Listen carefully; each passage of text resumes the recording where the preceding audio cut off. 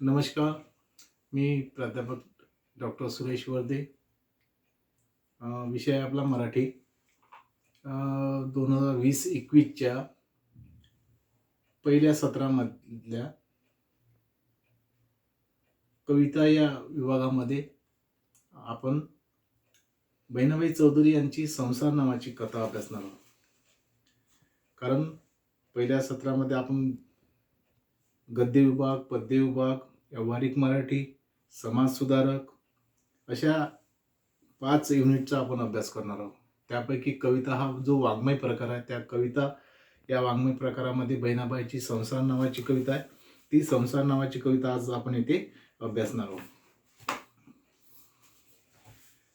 तुम्हाला माहीतच की बहिणाबाई चौधरी फार महाराष्ट्रामध्ये एक नावाजलेली कवयित्री आहे.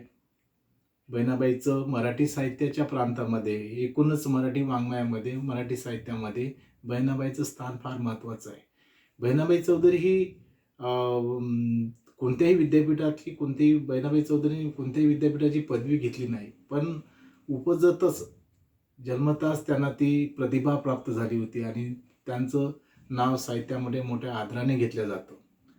बहिणाबाईचा परिचय परिचय असा आहे की बहिणाबाईचं नथुजी चौधरी. साधारण बहिणाबाईचा जन्म जो होता तो 1850ला जन्म झाला आणि 1951ला त्यांचा मृत्यू झाला. बहिणाबाई खानदेशातील शेतकरी कुटुंबात महाजन घराण्यात जन्म झाला. खानदेश ज्याला आपण जळगाव म्हणतो, त्या खानदेशामध्ये बहिणाबाईचा जन्म झाला आणि हा महाजन कुटुंबामध्ये त्यांचा जन्म झाला. शिक्षणाचा कसलाही गंध नसलेल्या संस्कारशील निरक्षर बहिणाबाईंना काव्य प्रतिभेची देणगी लाभली. ती जीवनाच्या शाळेतच. कुठल्याही विद्यापीठाची पदवी घेतली नाही, कुठल्याही प्रकारच्या शिक्षणाचा गंध नसतानाही जी काव्य प्रतिभा लाभली, ती काव्य प्रतिभाची जी देणगी त्यांना लाभली, ती रोजच्या दैनंदिन जीवनामध्ये त्या जे जगत होत्या, त्या दैनंदिन जीवनामध्ये त्यांना जे अनुभव येत होते, त्या अनुभवांच्या शाळेतच त्यांनी आपली कविता मांडली आणि त्याला कोणत्याही प्रकारचे जे चमत्कार नव्हते, त्याच्यामध्ये कोणत्याही प्रकारचा कल्पनाविलास नव्हता. जे रोज बहिणाबाई चौधरी जगत होत्या ते सर्व त्यांनी आपल्या कवितेतून शब्दबद्ध केलेलं आहे. तर आपल्या कवितेतून त्याची त्यांनी मांडणी केलेली आहे. आपण बघतो की शेती व घरात श्रम करताना आपले नित्यानुभव शब्द बघून त्यांची कविता घराघरात आणि मनामनात रूढ झाली. पण त्यांची कविता काय होती? त्यांच्या कवितेमध्ये अध्यात्म होता. त्यांच्या कवितेमध्ये शेतीमध्ये काम करतानाचे अनुभव होते.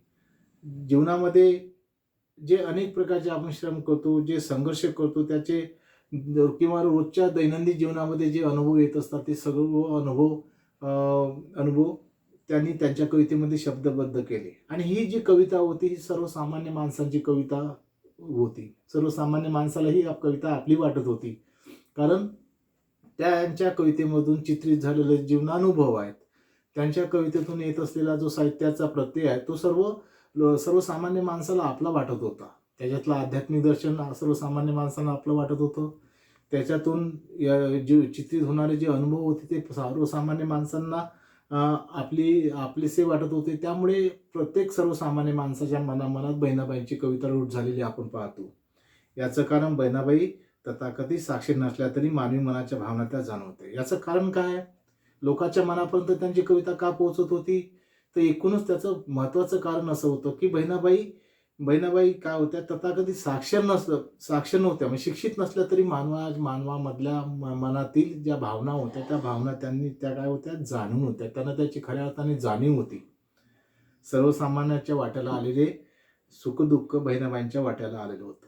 बहिणाबाईच्या वाट्याला काही वेगळं दुःख आलं होतं का? नाही. सर्वसामान्य माणसाच्या रोजच्या जीवनामध्ये जे दुःख त्यांच्या वाट्याला येतात, जो संघर्ष त्यांच्या वाट्याला येतो, संसारामध्ये जो संघर्ष त्यांच्या वाट्याला येतो, संसारामध्ये रोजचे येणारे जे अनुभव आहेत, तेच अनुभव बहिणाबाईंच्या वाट्याला आले होते. फार काही वेगळं असे अनुभव नव्हते, पण बहिणाबाईंचे अनुभव हे सर्वसामान्य माणसांचेच अनुभव होते. म्हणून सर्वसामान्याच्या वाट्याला आलेले सुख दुःख बहिणाबाईच्या वाट्याला आले होतं. आणि त्यामुळे काय झालं की सर्वसामान्य माणसांना येणाऱ्या सुखदुःखाचा प्रत्यय त्यांच्या कवितेमधून येत होता. आपल्या असामान्य व प्रतिभा संपन्नतेच्या बळावर लोकलयीत शब्दांना त्यांनी लय लावली. आणि मग काय केलं, की असामान्य जी प्रतिभा त्यांच्याकडे होती, त्यांच्याकडे जी प्रतिभा होती, त्यांच्याकडे असामान्य जी बुद्धिमत्ता होती आणि असामान्यत्व त्यांच्यामध्ये जे होतं आणि प्रतिभा संपन्नतेच्या जोरावर त्यांनी काय केलं, की शब्दांना एक प्रकारची लय लावली. आणि म्हणून त्यांची ही लय लावलेली जी कविता आहे, ती बहिणाबाईंची गाणी या नावाने मराठी साहित्यामध्ये नावारूपास आलेली आपल्याला दिसून येते. बहिणाबाईची गाणी ही कवितेमध्ये एक आपलं स्वतःचं अस्तित्व निर्माण करून गेलेली आहे. बहिणाबाईंची गाणी ही सर्व लोकांना जवळची वाटते. या त्यांच्या आणि मग बहिणाबाईची गाणी या नावाखाली कविता संग्रहाला काय केलं, की त्यावेळेस आचार्य अत्रेंच्या प्रोत्साहनामुळे मुलगा सोपान सोपान चौधरी यांनी 1952 मध्ये प्रकाशित केली ती. आचार्य प्र प्र के अत्रे आचार्य प्र के अत्रे यांच्या प्रोत्साहनामुळे त्यांचा जो मुलगा होता सोपान चौधरी यांनी काय केलं होतं, की यांनी बहिणाबाईची गाणी या शीर्षकाखाली बहिणाबाईंच्या सर्व कविता एकत्र करून तो 1952ला तो काव्यसंग्रह त्यांनी प्रकाशित केला होता. आता आपण बघतो, की संसार नावाची जी बहिणाबाईची ही कविता आज आपण इथे अभ्यासत आहोत. ती बहिणाबाईची संसार नावाची कविता काय आहे? त्यामध्ये काय आहे? आपण हे जाणून घेण्याचा प्रयत्न केला पाहिजे, की प्रस्तुत कवितेतून बहिणाबाईंनी मानवी जीवनाचा वेध घेत सांसारिक सुखदुःख रेखाटले आहे. मानवी जीवनाचा वेध तर त्यांनी घेतलाच आहे, पण तो मानवी जीवनाचा वेध घेता घेता संसारामध्ये येणाऱ्या अनेक सुखदुःखांचं चित्रण त्यांनी या कवितेतून केलेलं आपण पाहतो आहे. शेवटी माणसाच्या जीवनात काय आहे? माणूस आहे, माणसाची सुखदुःख आहेत. माणसाच्या मनामध्ये चाललेलाच कलह आहे. माणसाच्या मनामध्ये असलेले अनेक विचार आहे. या सर्वांचा वेध घेत, घेत, घेत बहिणाबाईंची कविता फुललेली, मोहरलेली आपल्याला दिसून येते. त्याच्या सर्वसामान्य माणसाच्या सुख-दुःख मांडणीसाठी मांडणी ज्या पद्धतीनं बहिणाबाईंनी केली आहे, ती कविता एकदम नावारूपास आली आणि बहिणाबाई या सर्व कवितेमुळे सर्व मराठी साहित्याच्या क्षेत्रामध्ये बहिणाबाईचं नाव नाव मोठं झालं. म्हणून आज आपण बहिणाबाईंची कविता इथे अभ्यासणार आहोत. हा झाला बहिणाबाईंच्या एकूणच व्यक्तिगत आणि त्यांच्या कविता प्रतिभावंत अशा व्यक्तिरेखेचा आपण इथे हा परिचय करून घेतला. पुढची कविता संसार नावाची जी कविता आहे बहिणाबाईंची, त्या कवितेचा आशय, त्या कवितेचा त्या कवितेचं रसग्रहण, त्या कवितेचा आशय, त्या कवितेचे असलेले अनेक अर्थ, संसाराचं चित्रण आपण या कवितेतून आज आपण या कवितेतून काय करून घेणार आहोत, ते समजावून घेणार आहोत, त्याचं आकलन आपण करून घेणार आहोत. म्हणजे कविता जरी साधी वाटली असली, बहिणाबाईंचे शब्द जरी साधे असले तरीही त्या साध्या साध्या शब्दांमध्ये सुद्धा मोठा अर्थ दडलेला आपल्याला दिसून येतो. म्हणजे बहिणाबाईंनी म्हटलं आहे, की मन वढाये वढाये उभ्या पिकातलं ढोरं किती हाकला हाकला मग येई पिकावर. मनाची चंचलता व्यक्त करताना बहिणाबाईंनी ज्या शब्दांना त्या लयीत पकडलेला आहे, जे शब्दाची त्यांनी मांडणी केली, ती शब्दाची मांडणी अगदी मानवी मनाला स्पर्श करणारी आहे. मनाची चंचलता त्यांनी सांगताना मन वढाये वढाये म्हटलं. उभ्या पिकात, मन कसं उभ्या पिकातलं ढोर आहे असं बहिणाबाई सांगतात. म्हणजे कशा प्रतिमा आणि प्रतिमान आणि प्रतीकांचा वापर कशा पद्धतीने करायचं हे बहिणाबाईला त्यावेळी समजलं. म्हणजे बहिणाबाई ह्या जन्मतःच किंवा अशा प्रतिभा संपन्न अशा कवयित्री होत्या. म्हणून मराठी साहित्यामध्ये बहिणाबाईचं नाव मोठ्या आदराने घेतलं जातं. बहिणाबाईचं नाव मराठी साहित्यामध्ये असा एकही व्यक्ती नसेल की त्याला ती परिचित नसावं.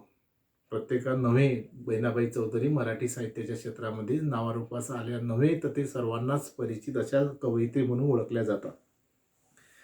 पुढची कविता अशी आहे, अरे संसार संसार जसा तवा चुल्यावर आधी हाताला चटके तवा मी येते बाकर. अगदी बोली भाषेमध्ये बहिणाबाईंनी संसाराची चटके शब्दात व्यक्त करत असताना अगदी साध्या शब्दांमध्ये त्यांनी आपली मांडणी केलेली आपल्याला दिसून येते. अरे संसार कसा आहे, तर जसा चुल्यावर तवा ठेवला आहे आणि तो जसा गरम होतो आणि आधी हाताला चटके तेव्हा मी येते बघा. म्हणजे संसार कसा आहे, की जोपर्यंत आपण कष्ट करणार नाही, जोपर्यंत आपण संघर्ष करणार नाही, जोपर्यंत आपण मेहनत करणार नाही, घाम गाळणार नाही, जोपर्यंत आपण चटके या परिस्थितीचे चटके सहन करणार नाही, तोपर्यंत आपल्या पोटाला काही भाकर मिळणार नाही. म्हणून कष्टाशिवाय काहीही नाही. म्हणजे मेहनत करणाऱ्याला, कष्ट करणाऱ्याला ती प्राप्त होऊ शकते. आळशी प्रवृत्तीला, उदासीन प्रवृत्तीला ती प्राप्त होत नाही. तर आपण बघतो की अरे संसार संसार जसा तवा चुल्यावर आधी हाताला चटके तवा मी येते भाकर. म्हणजे आपल्या बोलीभाषेतून सांसारिक सुखदुःखाचं संसाराचं वर्णन करताना त्या संसारामध्ये हाताला लागणारे जे चटके आहेत, जे अनुभव आहेत, ते अनुभव बहिणाबाई चौधरी आपल्या साध्या साध्या शब्दामध्ये सुद्धा व्यक्त करताना दिसतात. कविता सोपी आहे, समजून घ्यायलाही सोपी आहे, पण त्या साध्या साध्या शब्दामध्ये सुद्धा अनेक अर्थ असे अनेक अर्थ त्यामध्ये दडलेले आहेत. तेच आपण अर्थ जे दडलेले आहेत ते अर्थ एकूणच मानवी जीवनाचं चित्रण करणारे असे आहेत. अरे संसार संसार खोटा कधी म्हणू नये, राहुलाच्या कैसाला लोटा कधी म्हणू नये. संसार कसा आहे? संसार हा सत्य आहे आणि याचे येणारे अनुभव सुद्धा ते त्या परिस्थितीनुसार ते अनुभव आपल्याला प्राप्त होत असतात. आणि म्हणून संसाराला खोटं कधी म्हणता येत नाही, कारण ते सत्य असतं. संसारामध्ये येणाऱ्या अनेक परिस्थितीला माणूस सामोरं जात असतो आणि अनेक संकटांना सामोरं जात असतो आणि त्याच्यावर तो उपायसुद्धा शोधून काढत असतो. आणि असा संसार करता करता करता त्याच्यातून येणारे जे प्रत्यय जे अनुभव आहे त्याला कधीही माणसानं खोटं म्हणू नये. राहुळाच्या कळसाला लोटा कधी, राहुळाचा जो कळस असतो त्याला तो जो गोल असतो लोट्यासारखा गडव्यासारखा, त्याला आपण कधीही लोटा म्हणता येत नाही. तो कळसच असतो. संसार हा संसार असतो, त्याचप्रमाणे राहुळावर असलेला जो कळस असतो तो कळस असतो, तो लोटा कधीही असू शकत नाही. म्हणून संसाराचं एक शाश्वत असं सत्य बहिणाबाईंनी आपल्या कवितेमधून मांडण्याचा इथे प्रयत्न केलेला आपल्याला दिसून येतो. अरे संसार संसार नाही रडणं कुडणं, येड्या गयातला हरण म्हणून नको रे लोडणं. संसार संसार म्हणजे संसार हा काय करायचा आहे? सुखानं करायचा आहे. संसार हा समजदारीने करायचा. संसार हा एकमेकांना सोबत घेऊन करायचा असतो. पती पत्नीला संसार हा एकमेकांना सोबत घेऊन करायचा असतो. संसार काय रडणं कुडण्याचा प्रकार नव्हे, तो सोबत करायचा असतो, तो त्या आकलनानं करायचा असतो. त्याच्यामध्ये अनेक संकटांना, अनेक दुःखांना दोघांनाही सामोरं जायचं असतं. परिस्थिती एखादी वाईट आली, अनेक संसार करताना अनेक चढ-उतार त्या म्हणजे त्या दाम्पत्याच्या समोर उभी राहत असतात किंवा अनेक सर्वसामान्य माणसाच्या संसार अशा प्रकारची परिस्थिती निर्माण होते आणि त्याला अनेक हालाकीच्या अशा परिस्थितीला तोंड द्यावे लागते. तेव्हा त्या परिस्थितीवर आपण रडू नये किंवा त्या नुसतं अश्रू ढाळत बसू नये. कारण संसार काही रडून-कुडून साजरा होत नसतो. म्हणजे संसारामध्ये येणाऱ्या अनेक ज्या परिस्थिती असतात त्या परिस्थितीला आपण सामोरं गेलं पाहिजे, असं बहिणाबाई चौधरी या कवितेतून सांगतात. अरे येड्या गयात लहार म्हणू नको रे. म्हणजे एकूणच काय, संसार हा एक प्रकारे आपल्या गळ्यात पडलेला हार आहे. समजून आपण संसार केला पाहिजे. बल्कि नव्हे तो लोढणं म्हणून आपण त्याला म्हणजे हे संसार का आपल्या गळ्यात एखाद्या लोढण्यासारखा पडलेला आहे आणि तो आपल्या ऐकूनच आयुष्यामध्ये अडचणी निर्माण करतो, अशा प्रकारची समजूत माणसाने कधी करून घेऊ नये. संसारात एकदा का आपण प्रवेश केला आणि तो हार का आपल्या एकदा गळ्यात पडला तर तो गोड मानून त्या संसारामध्ये निर्माण होणाऱ्या अनेक परिस्थितीला, अनेक संघर्षाला तोंड देण्याची धैर्य आपल्यामध्ये आपण निर्माण केलं पाहिजे आणि संसार सुखाचा केला पाहिजे, असं बहिणाबाई चौधरी इथे सांगतात. अरे पुढे म्हणतात, त्या बहिणाबाई पुढे म्हणतात की अरे संसार संसार खिरा एलावरचा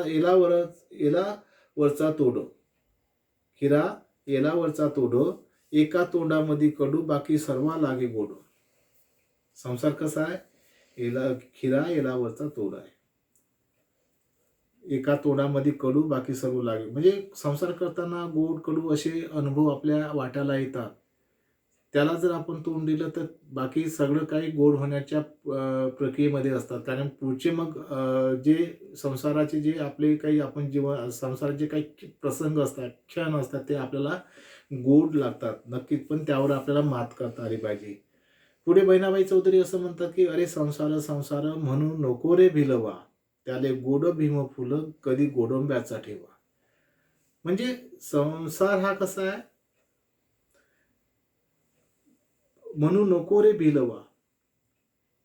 आपण बघतो की संसार कसा आहे, वरून जरी काळा दिसला म्हणजे ती जी याची बिबा जो असतो झाडावर लागलेला, कवचामध्ये बिंब आणि त्याच्या आत तो वरून जरी काळा दिसत असला तरी आत त्याच्यामध्ये काय असते, गोडंबी असते. वरून जरी काटे दिसत असले तरी आत संसार करताना ती ती गोडंबी जेव्हा आपल्या हाती लागते तेव्हा आपल्याला संसारामध्ये सुद्धा गोडवा निर्माण होतो. गोडंब्याचा एक प्रकारे काय आहे, तो ठेवा आहे. वरून जरी काळ्या रंगाचा दिसत असला तरी त्याच्या आतमध्ये काय आहे, तर गोडंब्याचा ठेवा असल्याचं प्रतिमा इथे बहिणाबाई चौधरीने संसाराच्या गोडव्यासाठी त्यांनी त्या प्रतिमेचा इथे वापर केलेला आहे. देखा संसार संसार शेंग वरतून काटे, अरे वरतून काटे मध्ये चिकणे सागरगोटे. सागरगोटी बघतो आपण. संसार कसा आहे, शेंग दिसते त्याची सागरगोटीची, वरून ती कशी दिसते, त्याच्या शेंगेवर असे काटे दिसतात, पण आतमध्ये काय, चिकणी चोपी अशी गुडगुडीत झालेली गारगोटी आपल्याला प्राप्त होते. संसार करून करून ह्या अशा अनेक परिस्थितीला, संकटाला तोंड देत देत जेव्हा आपण संसार पुढे पुढे घेऊन जात असतो तेव्हा आपल्या हातात गुळगुळीत अशा प्रकारची एक सागरगोटी आपल्या हातात लागते, जेणेकरून लागते. त्याच्यावर कोणत्याही प्रकारचे काटे नसतात, ते काटे नसतात, त्यामुळे ते आपल्या हाताला टोचणार सुद्धा नाहीत. म्हणजे एकूणच म्हणजे संसार करता करता तो सुखाचा कसा होऊन जातो हे सांगण्याचा प्रयत्न इथे बहिणाबाई चौधरींनी केला आहे. ऐका संसार संसार दोन्ही जीवाचा विचार, देतो दुःखाले होकार आणि सुखाले नकार. संसार करता करता कुणाचा विचार आहे, दोन्ही जीवाचा विचार आहे. संसार हा दोन जीव, नवरा आणि बायको या दोघांचा काय एक प्रकारचा तो विचार आहे. दुःख तो आपल्याकडे घेतो आणि सुखाला नकार देतो, आणि मग दुःख भोगता भोगताच त्या दुःखातून कधी त्याला सुखाची प्राप्ती होते हे कळत सुद्धा नाही. आधी त्याचा संसार एक प्रकारे काय होतो, सुखी होऊन जातो, असं बहिणाबाई येथे चौधरी येथे सांगतात. देखा संसार संसार दोन्ही जीवाचा सुधार. काय, संसार करता करता दोन्ही जीवाचा काय सुधार आहे. म्हणजे दोन्ही जीवनामध्ये दोन्ही जीवाचा म्हणजे नवरा आणि बायकोचा संसार करता करता त्यांच्या जीवनामध्ये कधी सुधार होतो, कधी त्याच्या जीवनामध्ये चढ उतार येतात, कधी त्यांच्या जीवनामध्ये कधी सुख तर कधी दुःख येतात, कधी कधी खड्डे येतात, कधी त्या मार्गामध्ये कधी चढ येतो तर कधी उतार येतो. असा तो एक प्रकारचा जीवनाचा काय सुधार आहे. कधी नगद असतो तर कधी उधार असतो, आज आहे तर उद्या नाही, अशा प्रकारचा संसार करत करत लोक, आणि कधी नगद उधार, सुखा दुःखाचा बेपार. कधी हा कसा एक संसार एक प्रकारचा व्यवहार आहे, कधी उधारीत असतो तर कधी नगद असतो, कधी असतं तर कधी नसतं, अशा प्रकारचा हा व्यवहार सुखदुःखाचा व्यापार. संसार म्हणजे काय, तर सुखदुःखाचा व्यापार असल्याचं बहिणाबाई चौधरी येथे सांगतात. अरे संसार संसार असा मोठा जादूगर, माझ्या जीवाचा मंत्र त्याच्यावरती मदार. तर संसार काय आहे, हा असा एक मोठा जादूगर आहे, माझ्या जीवाचा काही म्हणजे जीवनाचा काय तो मंत्र आहे, आणि त्याच्यावरच माझी काय आहे, मदार आहे. म्हणजे प्रत्येकाने तो संसार कसा करायला पाहिजे, त्याला जर आपण त्याच्यामध्ये येणाऱ्या अनेक अडचणीवर जर मात केली तर हा संसार अशा प्रकारचा सुखी होतो. एका जादूगर अनेक कधी कधी परिस्थितीनुसार त्यामध्ये बदलाव होतात, त्यामध्ये परिवर्तन होतात, आणि पुढे पुढे जेव्हा तो जातो तेव्हा तो गोळंबीसारखा गोड होतो, आणि एखाद्या सागरगोडीसारखा नंतर गुळगुळीत होतो. आणि त्याच्यामध्ये आपण बघतो की संसार हा एका जादूगर ज्याप्रमाणे आपल्यासमोर अनेक प्रकारचे प्रयोग करून असं एक प्रकारचं आपल्याला चमत्कार करून दाखवतो, तशा प्रकारे संसार करता करता माणसाच्या जीवनामध्ये किंवा त्या दोन जीवाच्या जीवनामध्ये काय पडतो, तो चमत्कार झालेला आपल्याला दिसून येतो, आणि तो संसार सुखाचा होतो. अरे संसार संसार आधी देवाचा इसारा. आणि मग संसार करता करता काय म्हटलं बहिणाबाई चौधरी, असा संसार संसार आधी देवाचा इसार, माझ्या दैवाचा जोजार, मग जीवाचा आधार. अशा प्रकारे काय बहिणाबाई शेवटच्या कडव्यामध्ये म्हणतात की हा संसार काय, आधी देवाचा इसारा आहे, आणि माझ्या दैवाचा काय, तो एक प्रकारे जो आहे, मग जीवांचा काय आधार आहे. तर संसार हा मानवी जीवनाचा काय एकमेव आधार आहे. मनुष्य जन्माला येतो, मोठा होतो, शिक्षण घेतो, आणि शेवटी प्रत्येकच मनुष्य हा संसारामध्ये पडतो. आणि मग संसारामध्ये पडता पडता त्याला अनेक संकटांना, अनेक चढ उतारांना त्याला तोंड द्यावं लागते, अनेक परिस्थिती त्यासमोर येतात, अनेक संकट येतात, तरी तो संसार जर त्याने त्या सगळ्या संकटांना जर त्याने तोंड देता देता जर तो पुढे पुढे ह्या संसाराचं रहाटगाडगं म्हणतात त्याला, संसाराचा रथ म्हणतात, तो पुढे पुढे घेऊन गेला तर निश्चितच त्याचा संसार सुखाचा होतो. जो संसार काय आहे तर देवाचा काय एक प्रकारचा इसारा आहे, आणि आपल्या स्वतःच्या दैवाचा काय तो दैवाचा जोजार आहे असं बहिणाबाई. मग आणि तो हाच संसार मानवी जीवनाचा कसा आधार होऊन जातो. कशी संसारामध्ये माणसाची एकमेकांमध्ये माणसाची मनं गुंतल्या जातात आणि कसे एकमेकांवर प्रेम करतात, कसे एक प्रकारे मग सुखाने राहतात. सुरुवातीला अनेक समस्या त्यांच्यासमोर उभ्या होतात. अनेक सुखदुःख त्यांच्यासमोर येतात. पण या अशा परिस्थितीवर, अशा सुखदुःखांवर मात करीत करीत पुढे जो घेऊन जातो त्याचा संसार सुखाचा होतो. अशा प्रकारे संसार हा काही माणसाच्या जीवनामध्ये अडचणी नाही. ते काही लोढणं नाही माणसाच्या गळ्यामधलं. संसाररूपी टाकलेला आपल्या गळ्यामध्ये जो हार असतो, हा तो एक प्रकारचा हार आहे. माणसाला आनंद देणारा आहे. त्याला त्याला पुढे घेऊन जाताना अनेक प्रकारच्या परिस्थिती निर्माण होतात, पण त्या परिस्थितीही दूर होऊन जातात आणि पुढे संसार कसा सुखाचा होतो हे सांगण्याचा प्रयत्न बहिणाबाई चौधरींनी संसार नावाच्या या कवितेतून केला आहे. संसार नावाचं ही जी कविता ही एक भावगीत आहे आणि एकूणच संसारातील सर्वसामान्यांच्या सुखदुःखाचं चित्रण जेव्हा येते, तेव्हा आपोआपच ही कविता प्रत्येक माणसाला आपलीशी वाटते, की त्याला वाटतं की हे जे सगळे अनुभव आहे, हा जो त्याच्यातून येणारा जो अनुभव हा माझाच आहे, स्वतःचा असं त्याला वाटतं. त्याच्यातून येणारा आध्यात्मिकपणा. बहिणाबाई चौधरी प्रत्येक गोष्टीमध्ये आध्यात्मिक पण शोधतात.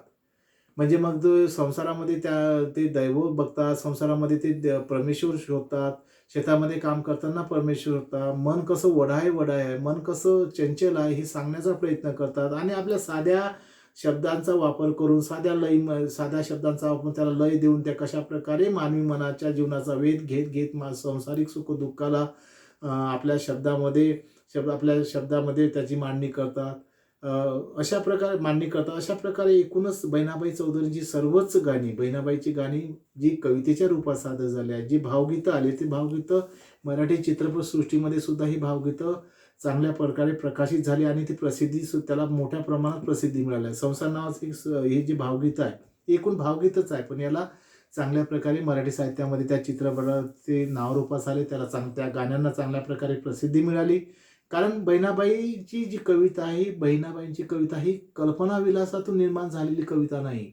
ती मानवी मनाचा वेध घेत घेत सांसारिक सुख-दुःखाला चित्रित करणारी कविता असल्यामुळे प्रत्येक माणसाला आपलीशी वाटणारी अशी बहिणाबाईची कविता प्रत्येक सर्वसामान्य माणसाला ती आपल्या जीवनानुभव देते आणि त्या अनुभवातून त्याला मिळणारा जो गोडवा आहे, जो आनंद आहे, त्याला त्या कवितेतून प्राप्त होतो. म्हणून तो बहिणाबाईच्या कवितेवर प्रेम करतो सर्वसामान्य माणसाला. म्हणूनच बहिणाबाईची कविता आपलीशी वाटते. तर आज आपली संसार नावाची कविता आज इथे ही कविता संपलेली आहे.